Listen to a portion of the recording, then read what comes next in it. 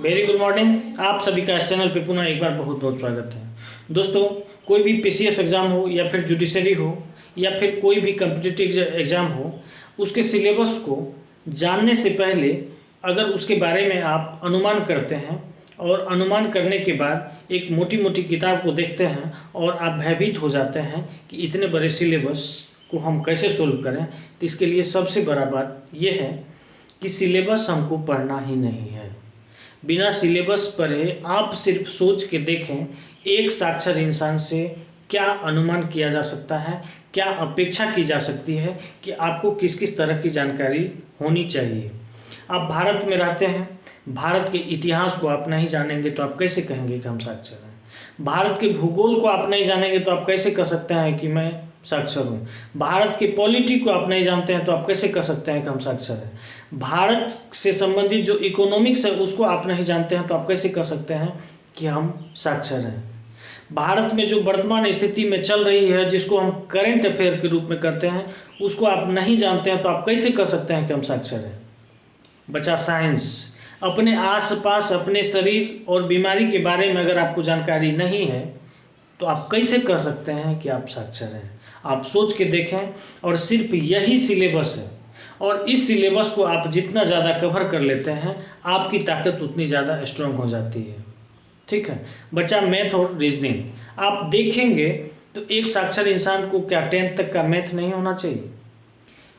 एक साक्षर इंसान को तार्किक ज्ञान नहीं होना चाहिए? आप इतने बड़े पदाधिकारी का ख्वाब रखते हैं और आपसे जो कमीशन है वो इतना भी अपेक्षा नहीं रख सकती है, तो फिर कैसे होगा बताइए। आप अपने दिल पे हाथ रख के स्वयं डिसीजन दीजिए कि आपसे किस किस चीज़ की उम्मीद करे कमीशन, ताकि ये समझा जाए कि आप साक्षर हैं। ऐसी स्थिति में अपने आप को साक्षर सबसे पहले बनाइए और उसके बाद आप आइए सिलेबस पे। तो जब आप साक्षर बन जाते हैं तो आपको भारत का इतिहास, भारत का भूगोल, भारत का पॉलिटी, भारत का संविधान, भारत का इकोनॉमिक्स, इस बात की जानकारी हो जाती है। वर्तमान समय का जो चल रहा है राजनीतिक, कूटनीतिक, सारा चीज़ का जानकारी हो जाता है। उसके बाद विज्ञान की बात करें तो विज्ञान में इन तमाम बातों को जानकारी निश्चित रूप से होनी चाहिए जो हमारे आम जीवन से घटित होता है। किसकी कमी से कौन सा बीमारी का नाम क्या होगा, बीमारी का चेकिंग कैसे होगा, बीमारी को खोजा किसने, टीका को खोजा किसने, ये सामान्य जानकारी अगर आपके पास नहीं है तो आप कैसे कह सकते हैं कि हम साक्षर हैं। सिंपल सी बात है। ना आपको देश के बारे में जानकारी होगा, ना राज्य के बारे में जानकारी होगा, ना अपने बारे में जानकारी होगा, ना परिवार के बारे में जानकारी होगा। किस आधार पे आप कह सकते हैं हम साक्षर हैं, हमको पदाधिकारी बनाया जाए। आप पदाधिकारी बनने के लिए सबसे पहले एलिजिबल होंगे तब ना आपको बनाया जाएगा। तो एलिजिबल होने से पहले ही आप ऐसा नेगेटिव चीज़ सोचने लगते हैं। और सबसे बड़ी दिक्कत ये होती है कि आप सोचते हैं कि फलाना जो है 5 साल से प्रिपरेशन कर रहा है, पीटी हुआ, मेंस नहीं हुआ, इंटरव्यू में जाकर, अरे कहीं कुछ नहीं है। ऐसा सोचना ही सबसे बड़ा पाप है, सबसे बड़ा अपराध है, और आपके सफलता का सबसे बड़ा रोड़ा वही है।